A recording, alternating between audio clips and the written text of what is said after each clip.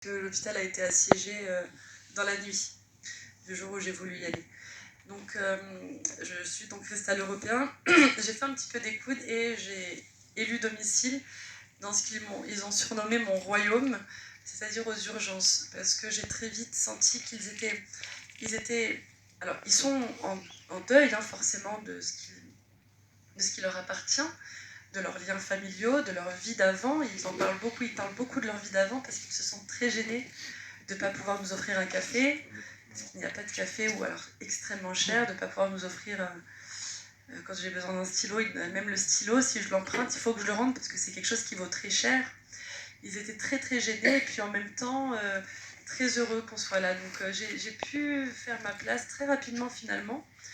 Et aux urgences, comme vous pouvez l'imaginer, c'est le premier grand service à l'entrée de l'hôpital, avec une grande esplanade devant pour accueillir les ambulances. Et j'étais dans les 2 premières salles, notamment la salle de déchocage, qui est la première salle à l'entrée des urgences. Donc les patients arrivent dans cette salle tout de suite. Qu'il y ait de la place ou pas, ils trouveront une place. Donc pendant 15 jours, la journée commençait, la journée commençait au petit matin. Ah oui, c'est normal, la journée commence au petit matin, mais non, la journée commence au petit matin parce que c'est le moment où ils peuvent sortir, ils ne peuvent pas sortir la nuit, ils ont beaucoup trop peur. La nuit, pour eux, s'ils sortent, ils savent qu'ils vont mourir, donc ils ne sortent pas la nuit. Il faut imaginer que quand un patient arrive au petit matin entouré de sa famille l'a gardé toute la nuit, l'a vu mourir, ou comment dire, a été proche de lui pendant que la mort le prenait, donc ils l'ont assisté pendant qu'il partait. Ils nous l'amènent le matin mort. Et ils n'y croient pas puisqu'il s'est endormi. Alors ils se disent, il dort. Et ils vous l'amènent pour un peu rendre réel la mort de leurs proches. Donc au petit matin, il y avait un énorme flux qui était très difficile d'absorber. Moi, ce qui m'a frappée, ils se sont excusés une fois parce qu'il y a eu une rixe entre 2 jeunes, et puis très vite, c'est monté en pression entre eux, et puis il y a des gardes qui sont venus de je ne sais où, je ne les avais jamais vus, et je n'ai pas assisté à la scène, docteur Raphaël Pitti me l'a rapporté, moi j'étais à l'hôtel, il ne m'était pas entendu, mais alors que la salle était vraiment à l'entrée, je n'ai pas entendu, il y a eu des coups de feu pour disperser la foule, et ils nous ont réunis, ils nous ont demandé à ce qu'on se réunisse dans le bureau du directeur pour évoquer cette scène et s'excuser. Ils sont adorables déjà. Et ma réponse était de vous excuser, pourquoi? Parce qu'il y a une rixe? Oui.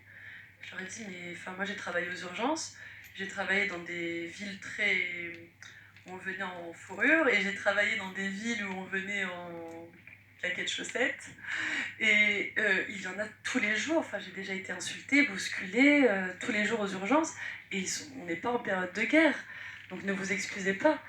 Mais ça, moi, ce qui m'a frappée, c'est leur bonne éducation. Ils sont respectueux de notre blouse. C'est aussi pour ça que beaucoup de médecins travaillaient même sur leur jour de repos, parce qu'ils avaient un repas, et je pense ils avaient un peu de dignité à ce qu'on les salue. Bonjour docteur, ils retrouvent un peu cette dignité parce que, on va pas se mentir, même si moi, de mon point de vue, je les ai trouvés extrêmement dignes, ils l'ont perdu. Raphaël dit souvent le contraire. Il y a pire que de tuer un homme, c'est de lui retirer sa dignité. C'est exactement ce qui se passe à Gaza. C'est ils le sentent, ils le disent, ils le verbalisent, ils ont perdu leur dignité.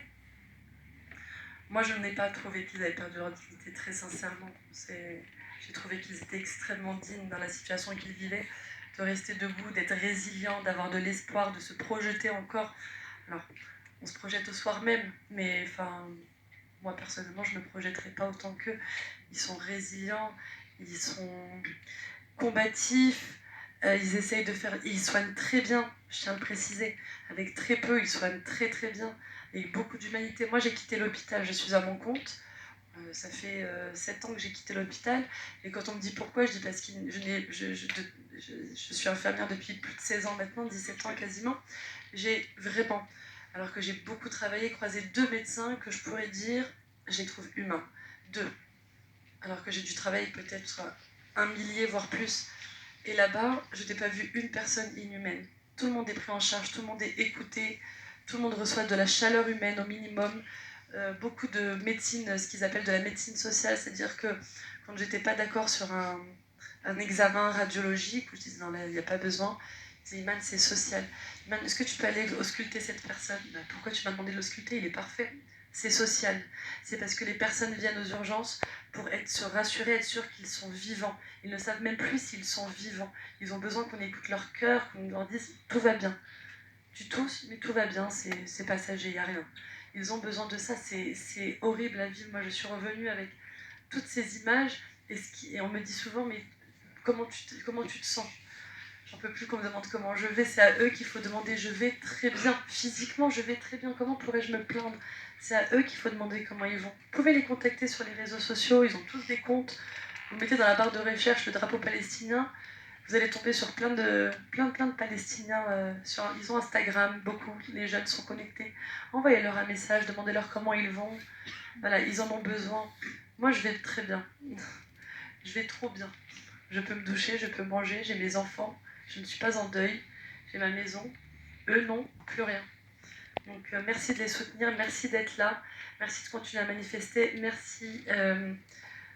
Moi, j'ai pas d'opinion politique, désolée, mais merci à vous parce que je connaissais votre combat évidemment, je le connaissais avant d'y aller, mais je l'ai épousé maintenant. Et je vous remercie infiniment parce que c'est difficile. Moi, il y a des vidéos de moi qui sont sur les réseaux sociaux. Je peux me faire insulter, je suis pas connectée, je ne lis pas. Parce que jusque maintenant, je reçois beaucoup de messages. Ma ligne professionnelle est sur Google, donc il suffit de taper mon nom, mon prénom. J'ai pour l'instant que des messages absolument bienveillants. Et quand on me reconnaît, pareil, j'ai que de la bienveillance. Par contre, il paraît que sur les réseaux, je me fais insulter d'antisémite. Je suis antisémite parce que j'ai été soignée là-bas. Et ben, s'ils le disent, ben, j'en suis fière alors. C'est pas grave.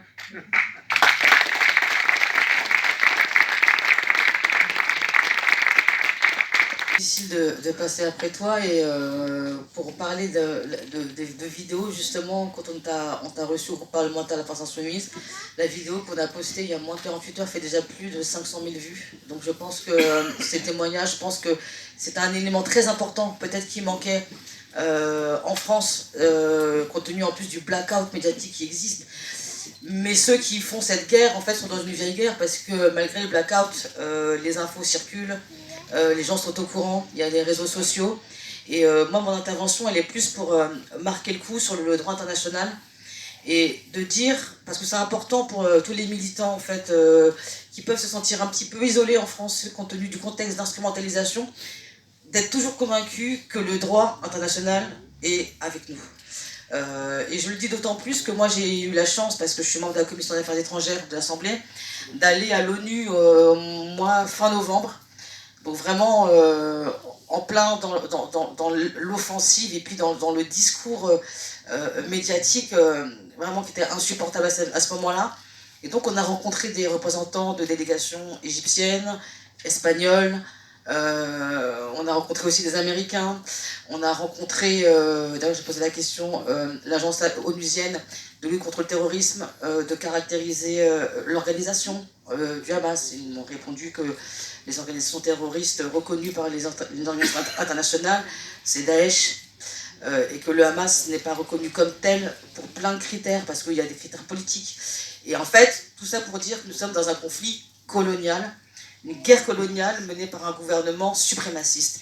Et dans cette guerre coloniale, il y a évidemment une guerre de l'information.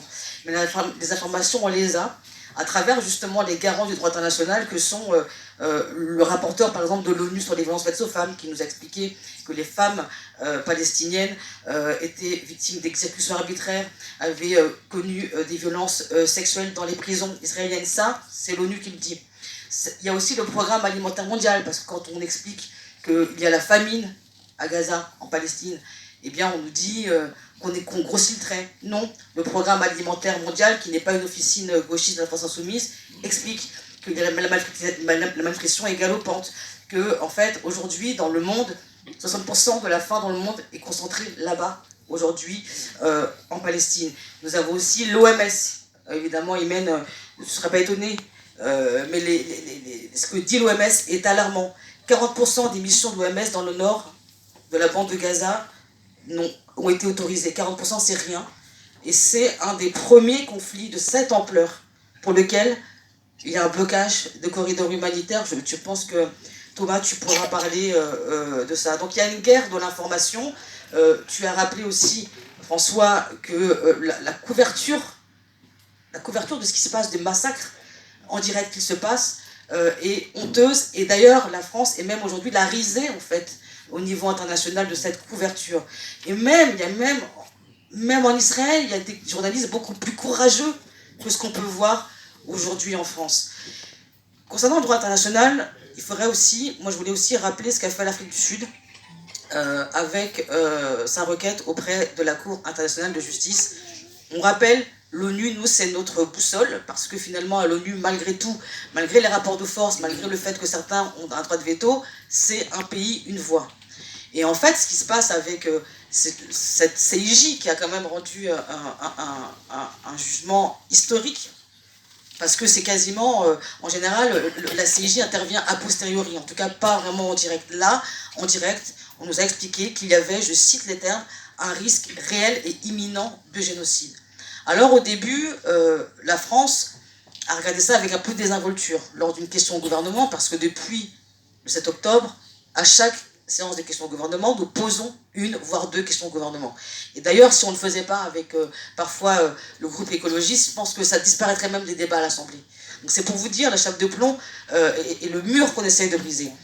Le ministre Séjourné a indiqué que le fait que l'Afrique du Sud, qui a connu l'apartheid, et qui est un petit peu, j'ai envie de dire, malheureusement experte en la matière, avait franchi un seuil moral en parlant de risque potentiel de génocide.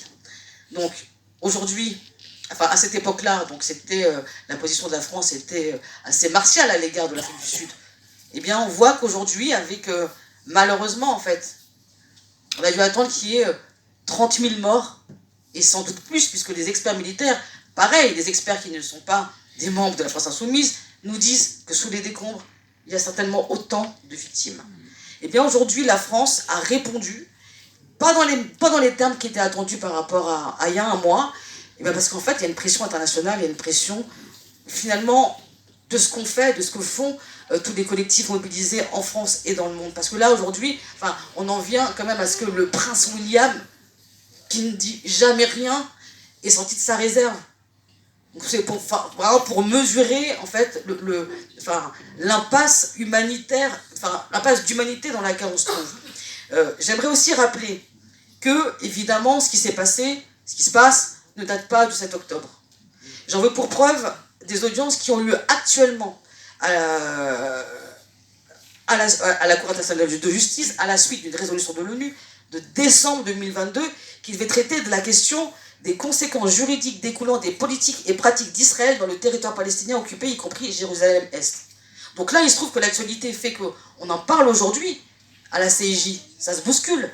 Mais ça veut bien dire que ce conflit n'a pas commencé le 7 octobre, comme on veut bien nous le dire, en tout cas comme la Macronie, comme la droite, comme l'extrême droite qui s'achète une virginité, je veux bien le dire. Et ça montre aussi que la question n'est pas seulement Gaza. La question aussi, c'est la Cisjordanie. Alors, il y a eu une petite avancée du gouvernement français qui a parlé de colons israéliens, franco-israéliens, qui ne seraient pas autorisés à revenir en France. Mais lorsqu'on l'interroge, il ne dit pas qui, pourquoi et dans quelle modalité. Donc, en fait, il faut maintenir la pression parce que ce que fait le gouvernement français, c'est vrai qu'il semble comme ça avoir des positionnements qui évoluent. Mais en fait, c'est une mascarade, c'est de la comédie. C'est pour ça qu'il faut, évidemment, tout le temps maintenir la pression. Nous, quand on dit que ça n'a pas commencé le 7 octobre, on a voté une résolution de notre collègue Lecoq pour dire qu'en Israël, il y avait un état d'apartheid. Donc en fait, on est dans la continuité en fait, de nos combats. C'est pour ça que lorsqu'on nous insulte, finalement, on tient debout parce qu'en fait, on est cohérent. Et en fait, ceux qui ne sont pas cohérents, c'est ceux qui ne respectent pas le droit international. Et pour vous dire aussi que la pression internationale, elle marche, je voulais sortir un petit peu de ce qui se passe en France. On a constaté, évidemment, quand on regarde la carte de la communauté internationale, je mets des guillemets, entre ceux qui reconnaissent la Palestine et ceux qui ne la reconnaissent pas. Ceux qui reconnaissent la Palestine, évidemment, c'est les trois quarts du monde, puisque les trois quarts du monde ont connu la colonisation. Et donc les trois quarts du monde sont sensibles à cette histoire de colonisation. Mais dans ces pays qui reconnaissent la Palestine, il y a quand même des pays qui sont frileux. pour des questions de géopolitique régionale. Je pense par exemple à des pays de l'Union africaine. Eh bien, l'Union africaine a quand même en son sein des pays qui sont des alliés d'Israël, qui fait depuis plusieurs décennies maintenant une diplomatie assez agressive à l'égard des pays du Sud, en promettant des accords de coopération, qui sont beaucoup des accords de coopération de sécurité, et finalement, on ne sera pas étonné, puisque certains États accueillent ça favorablement, puisque eux-mêmes ne sont pas forcément des régimes très démocratiques. Eh bien, cette pression internationale menée par l'Afrique du Sud, qui a un leadership maintenant, aujourd'hui, moral dans le monde, a fait que l'Union africaine a retiré le statut d'observateur à Israël, qu'il avait, l'année dernière, Israël avait été sorti manu militari des réunions, maintenant c'est officiel. Et ça aussi, c'est le résultat des pressions internationales. Maintenant, nous, on a un rôle politique, c'est de faire face aux attaques de la justice internationale. Aujourd'hui, l'attaque principale, majeure, c'est l'attaque contre l'UNRWA. Je pense que tu en parleras, Thomas, parce que sur la base d'allégations d'Israël, et d'ailleurs, aujourd'hui même dans la presse israélienne, on nous dit, enfin la presse israélienne, la presse anglaise, beaucoup moins la presse française, que finalement il n'y a aucune preuve des allégations d'Israël. Aujourd'hui, sur l'UNRWA, il n'y a rien.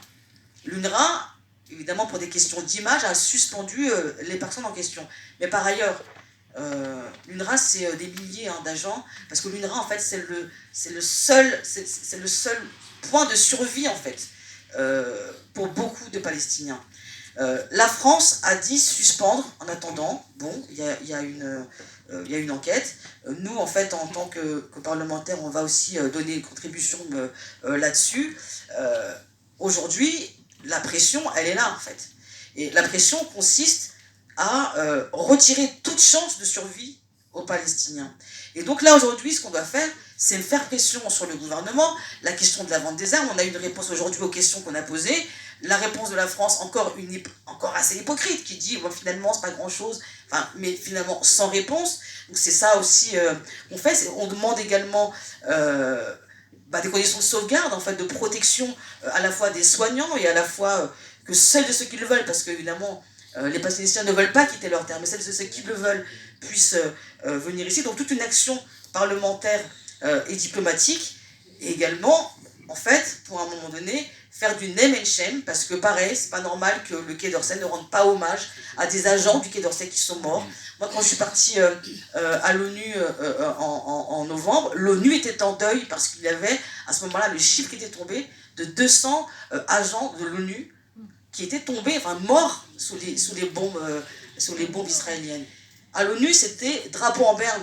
Et c'est assez impressionnant de voir des drapeaux en berne, 160 drapeaux en berne.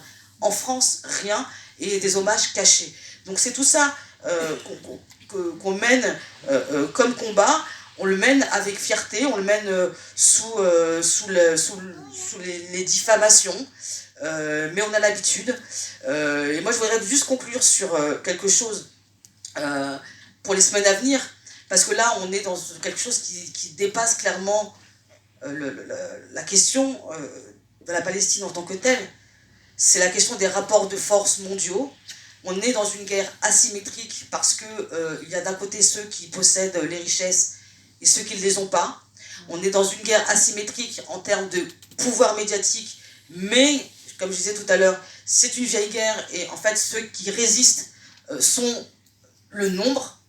On est dans une guerre asymétrique, y compris ici dans ce pays, puisque le pouvoir a décidé de donner la main à l'extrême droite, et y compris dans le récit qui est fait du soutien à la Palestine, qui est renvoyé à l'antisémitisme, avec un blanchiment du Rassemblement national. On l'a vu le 12 novembre dans la marche contre l'antisémitisme, qui était clairement une marche pour dire que Israël avait, pour reprendre la terminologie néoconservatrice, le droit de se défendre, et finalement le droit au massacre. Et c'est la raison pour laquelle nous aussi on n'est pas participé, on n'est pas tombé dans ce piège, en plus avec le Rassemblement national. Et aujourd'hui, à l'heure où on se parle, il y a un hommage de Manoukian en présence du Rassemblement national. Donc tout ça, en fait, le conflit, la guerre qui est faite aux Palestiniens est utilisée, instrumentalisée en France à des fins politiques, et c'est un continuum de réhabilitation finalement de tous les suprémacistes entre les suprémacistes français et les suprémacistes israéliens, il y a un continuum, et le gouvernement Macron en est le complice. Et vraiment les genoux qui bloquent sous la table, pour tout vous dire, c'est vraiment... C'est les tables pour enfants.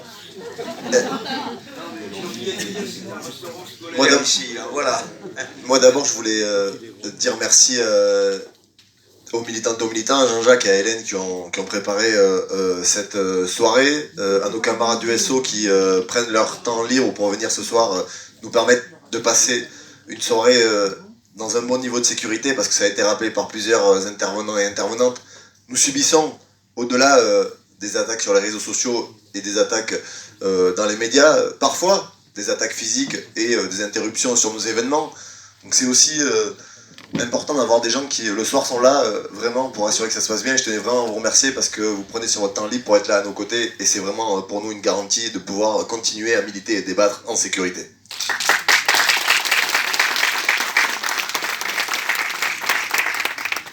Je vais vous raconter pourquoi j'ai été à Rafah avec une délégation de parlementaires, la première délégation de parlementaires européens qui se rendait à Rafah au point d'entrée de la bande de Gaza. Cette délégation elle a été initiée par Éric Coquerel, qui est un député insoumis. Il y avait des parlementaires communistes et des parlementaires écologistes qui étaient de cette délégation. Pourquoi nous avons voulu aller à Rafah? Pour porter la voix de la paix et pour demander ce que nous demandons depuis, tu l'as dit, le 7 octobre, le cessez-le-feu immédiat, durable et permanent. Et pour aussi témoigner qu'en France, il y a une autre voie que les soutiens inconditionnels à l'État israélien, qu'il y a une autre voie que la présidente de l'Assemblée, qu'il y a une autre voie que Meir Habib, qu'il y a une autre voie que Stéphane Séjourné et ce gouvernement qui se ridiculise tous les jours par ses prises de position, et j'en dirai un mot sur les armes tout à l'heure. C'était important d'aller à Rafah pour sortir de la chape de plomb médiatique qui a aussi, dans notre pays, un article a révélé que depuis le 7 février, sur les 46 journaux télévisés de TF1 et de France 2, il y a eu 29 heures d'antenne sur les JT. Il y a eu 5 minutes sur les 29 heures d'antenne pour parler des habitants de la bande de Gaza. 5 minutes sur France 2, 0 sur TF1. Voilà aujourd'hui à quoi nous sommes opposés en France avec des médias qui passent sous silence ce qui se passe dans la bande de Gaza et qui, leur seul temps de parole consacré à la question palestinienne, c'est pour nous attaquer et pour nous montrer du doigt en tant qu'antisémites. Donc c'était important d'aller à Rafah, et ça nous a permis de mesurer quelque chose qu'on voyait, parce que tu l'as dit, les réseaux sociaux permettent d'avoir des images, permettaient déjà de dénoncer le fait que l'aide humanitaire ne rentrait pas, mais le discours israélien c'est de dire ce n'est pas nous, c'est l'Égypte qui bloque l'aide humanitaire. Pour être tout à fait concret, quand nous sommes allés à la frontière, nous avons rencontré le Croissant Rouge égyptien, qui nous a fait visiter un entrepôt, qui nous a expliqué comment ça marchait. Toute l'aide humanitaire, tous les camions arrivent via la route vers El Arish, qui est la dernière ville avant la frontière pour entrer dans la bande de Gaza. En fait, quand les camions arrivent là, ils doivent devoir faire 50 km de latéralité pour aller à un point de contrôle géré par les Israéliens. Il y a 4 niveaux de contrôle sur ce camion. Il y a des chiens, il y a une technologie qui passe au scanner, il y a des contrôles humains. Il refait 50 km pour revenir devant la porte, et là il décide si oui ou non il le laisse rentrer. Et ce qu'on a vu dans les entrepôts, ce qui est sidérant au moment où des centaines de milliers de personnes n'ont plus de médicaments, sont en train de mourir de faim, sont sous les bombes israéliennes, c'est qu'on ne laisse pas rentrer, par exemple, des duvets de couleur verte parce qu'ils pourraient être utilisés pour faire des drapeaux pour le Hamas. C'est ça qu'on ne laisse pas rentrer. On ne laisse pas rentrer des caisses de jouets pour enfants, parce qu'ils considèrent que les caisses de jouets, une fois vidées, elles pourraient être utilisées pour transporter autre chose que des jouets. Ils ne laissent pas entrer des cantines de médicaments français, parce que les cantines sont en fer, et elles pourraient avoir un autre usage, selon eux, dans le territoire de la bande de Gaza. Et enfin, ils ne laissent pas rentrer beaucoup d'ambulances. Le Croissant Rouge égyptien explique qu'il y a 7 ambulances par semaine qui sont autorisées à rentrer, donc une par jour. Et eux, ils ne savent pas si ces ambulances, elles arrivent ou pas, après avoir franchi la porte, parce qu'il n'y a plus le moyen de vérifier qu'elles sont arrivées, puisqu'avant, il y avait un système via Internet, notamment, qui envoyait des formulaires, et donc il y avait une traçabilité. Aujourd'hui, les communications sont coupées, tout est contrôlé, et donc ils ne savent même plus si les ambulances arrivent. C'est pour vous dire aujourd'hui qu'au-delà du massacre organisé par l'État israélien et par son armée, qui bombarde tous les jours, qui tue des civils, Imen raconte très bien comment les snipers visent des civils, comment ils visent souvent pas forcément pour tuer, mais faire beaucoup de dégâts. Moi j'ai découvert en vous écoutant qu'il y avait des balles à faible intensité et des balles à haute intensité qui n'avaient pas le même objectif. Au-delà du massacre de l'armée, il y a aussi un blocus qui s'organise avec la complicité de certains franco-israéliens qui aujourd'hui se mettent y compris en scène sur les réseaux pour empêcher l'aide humanitaire. Et donc aujourd'hui on est en train d'assister à la fois à une opération militaire, mais à une opération politique coordonnée qui fait qu'on est en train de condamner 1,6 million de personnes qui sont aujourd'hui à Rafah à mourir de faim. Il y a 80% de la population de la bande de Gaza qui est aujourd'hui sur 20% du territoire. Si demain il y avait une offensive militaire à Rafah, comme c'est annoncé par Netanyahou et par son gouvernement, d'ailleurs le ministre de la Sécurité intérieure israélien a dit ce soir, tant que je serai au gouvernement, il n'y aura pas d'État palestinien.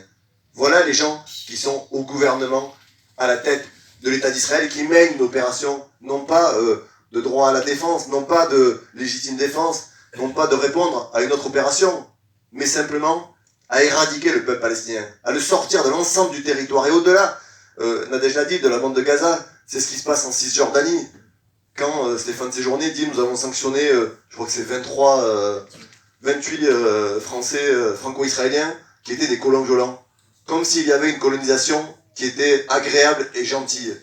C'est ça aujourd'hui la réalité du gouvernement français. Et donc nous sommes allés, après la rencontre avec le croissant égyptien, nous avons rencontré des soignants, et notamment à l'hôpital El Arish, qui est le premier hôpital qui a vu arriver un afflux de blessés palestiniens depuis le début de l'offensive israélienne. Et là, on a rencontré beaucoup de femmes et d'enfants. Très peu d'hommes d'ailleurs, mais beaucoup de femmes et d'enfants. Moi, c'est une dame qui m'a beaucoup marqué, puisqu'elle a dit, moi j'ai marché, elle était enceinte, avec déjà une petite, et elle a dit, j'ai marché pendant 3 jours, depuis Gaza, pour sortir, jour et nuit, pour venir ici, pour être en sécurité. Et sur le lit à côté, il y avait une dame qui venait de se faire opérer de la colonne vertébrale, qui elle a dit, moi je me rappelle de rien. J'habitais à Gaza, ma maison a dû être bombardée, je me suis réveillé, j'étais à l'hôpital à El Arish. C'est ça aujourd'hui. Et ce que tous ces blessés-là ont dit, c'est qu'ils souhaitaient revenir sur leur terre. Ils souhaitaient revenir vivre dans la bande de Gaza, parce que c'est leur terre. Et ces gens-là n'ont pas à être évacués. Ces gens-là n'ont pas à devoir être sous pression de ce que fait le gouvernement israélien, avec l'espèce de chantage qui dit soit on vous massacre, soit vous quittez votre territoire. Ces gens habitent sur leur terre, et nous devons continuer à nous mobiliser pour qu'ils puissent continuer à habiter sur leur terre. Et évidemment, le lendemain, on a eu la rencontre, et je ne vais pas y revenir, avec les soignants qui rentraient de Gaza et qui décrivent bien mieux que moi ce qu'ils ont vu et ce qu'ils ont vécu. Et on a déjà dit, si leurs vidéos elles sont autant partagées, si elles circulent autant, c'est qu'il y a aussi, en dehors du spectre médiatique et de l'ambiance des plateaux télé, il y a une réalité dans la population française et dans la population mondiale qui se mobilise beaucoup dans tous les pays du monde, non pas simplement sur la question palestinienne aujourd'hui, mais sur une question humanitaire. Et quand vous êtes avec un peu d'humanisme, vous ne pouvez pas accepter de voir ces images où vous avez des femmes et des enfants qui meurent, de voir ces bébés sous respirateur, de voir les ambulances qui sont bombardées, de voir des gens qu'on est en train d'assassiner par manque de nourriture, par manque de soins. Et la France qui ne veut pas rendre hommage à ces personnes-là, c'est absolument inacceptable. On avait demandé à la présidente de l'Assemblée 1 minute de silence. Yael Braun-Pivet, qui a brillé, je le redis, par son soutien inconditionnel à l'État israélien, a balayé cela d'un revers de main. Et c'est les syndicats du Quai d'Orsay qui, aujourd'hui, en catimini, sont obligés d'organiser un hommage pour ces gens-là. Et le ministre Séjourné ne s'est pas rendu à l'hommage. Voilà le niveau politique de ceux qui nous gouvernent en France sur la question palestinienne. Et je l'ai souvent dit, j'ai eu honte de mon pays, en tant que parlementaire, de voir les prises de position de notre gouvernement. J'ai eu honte, comme parlementaire, de voir ces gens qui allaient taper dans la main de Netanyahou, qui continuent aujourd'hui, y compris, à dire que le droit à la légitime défense doit s'exercer. Et quand j'entends des gens qu'on ne devrait plus inviter à la télé, mais quand j'ai vu Manuel Valls ce matin dans une très grande matinale venir dire que le droit à la légitime défense devait continuer à s'exercer, ces gens-là viennent à la télé soutenir un génocide. Ces gens-là viennent à la télé soutenir le massacre de milliers de personnes. Et il y a aussi une riposte politique à organiser. C'est pour ça que nous, on est mobilisés très fortement et qu'il ne faut jamais laisser l'espace médiatique. Jamais laisser les autres écrire leurs récits. Même si nous sommes face à un rouleau compresseur médiatique qui est aujourd'hui aux ordres d'une idéologie et qui reprend trop souvent la propagande israélienne avec des faits qui, souvent 48 heures ou 72 heures après, sont balayés parce que l'État israélien a coutume de mentir sur les opérations militaires qui mènent, on a déjà vu par le passé, des journalistes assassinés, où ils sont venus la main sur le cœur sur les plateaux télé dire que c'était pas eux, et puis finalement, au bout de 3 mois d'enquête, Ils ont fini par dire oui, c'était peut-être nous, mais on a fait ça, on savait pas trop. Donc aujourd'hui, il y a cette bataille à mener. Alors souvent on nous demande qu'est-ce qu'on peut faire face à la situation, parce que y compris nous en tant que parlementaires, on est parfois un peu démunis, il vous a pas échappé qu'on n'est pas majoritaire. Donc qu'est-ce qu'on fait? Je crois qu'il faut d'abord participer à toutes les mobilisations qui s'inscrivent partout dans le pays. Il y en aura une demain soir aux Invalides, ça a été rappelé par l'association Euro-Palestine. Il y aura un rassemblement, une veillée samedi soir à côté du musée Beaubourg à Paris par le collectif national pour une paix juste et durable à 17h. Il y a beaucoup de mobilisations. Moi je serai samedi à Auxerre à l'invitation de la FPS. Et puis il faut continuer à mettre la pression sur le gouvernement. Parce que le gouvernement français est mal à l'aise avec ce qui se passe. Le gouvernement français sent bien que la ligne de dire que tout va bien et que tout est légitime dès le départ est en train de se retourner. Et le gouvernement français sent bien que nous sommes du bon côté de l'histoire, nous, qui depuis le 7 octobre ne découvrons pas cette question-là et alertons sur le fait que la riposte israélienne était déjà dans les tiroirs depuis des mois et que la stratégie aujourd'hui militaire qui est organisée était déjà planifiée, organisée. Et ces gens-là rêvaient de passer à l'action. Ces gens-là rêvaient de mener l'opération qu'ils mènent aujourd'hui. Et la chose qui a changé par rapport à toutes les opérations militaires menées par Israël sur les dernières années, c'est que sur les autres opérations, il n'y avait pas de mise en scène de soldats israéliens. C'était beaucoup plus difficile d'avoir des images des soldats qui se mettaient eux-mêmes avec des drapeaux israéliens dans des maisons de Gazaouis. Ils communiquaient moins sur les réseaux, à tel point que le ministère de l'armée israélien a fait un communiqué de presse hier pour demander aux soldats de la retenue, pour dire ne communiquez pas sur les réseaux, ne prenez pas de photos, ne diffusez pas de vidéos, parce que ces gens-là sont en train de fournir les propres preuves de ce qu'ils sont en train de commettre. Et Nadège l'a très bien dit, heureusement que l'Afrique du Sud a été là pour relever l'honneur des peuples et des pays de ce monde. Heureusement que l'Afrique du Sud a eu le courage politique de mener cette procédure devant la Cour internationale de justice. Et la France devrait s'honorer, à défaut de l'avoir soutenue, d'aujourd'hui prendre des mesures pour qu'elles soient respectées. Parce que les mesures conservatoires, elles imposent aux États signataires de la Convention de 1948 de prendre des décisions pour faire cesser ce qui est en train de se passer. La première mesure conservatoire qui a été prise par la Cour internationale de justice, il n'y a pas écrit cesser le feu, mais il y a écrit une décision qui fait qu'il n'y ait plus de morts. Ce qui veut dire la même chose, mais en des termes différents. Et quand la France continue de livrer des armes, de livrer du matériel militaire, d'avoir une coopération dite à double usage, c'est derrière ça que se retranche la France, c'est-à-dire usage civil et militaire, la France est complice de ce qui se passe. Et une journaliste a posé une question aujourd'hui à la porte-parole du gouvernement lors des conférences de presse traditionnelles à l'Élysée pour lui demander, oui ou non, est-ce que la France livre des armes? La réponse de Prisca Thévenot, c'est de dire, la France en livre, mais c'est à usage défensif. Comment aujourd'hui le gouvernement français va vérifier que l'État israélien utilise les armes que la France lui a livrées dans un usage purement défensif? Qui peut croire à ça? Et je crois qu'aujourd'hui, il faut nous mobiliser parce que cette question-là, c'est une question d'intérêt national. C'est une question d'intérêt citoyen et elle mérite d'avoir un haut niveau de débat public.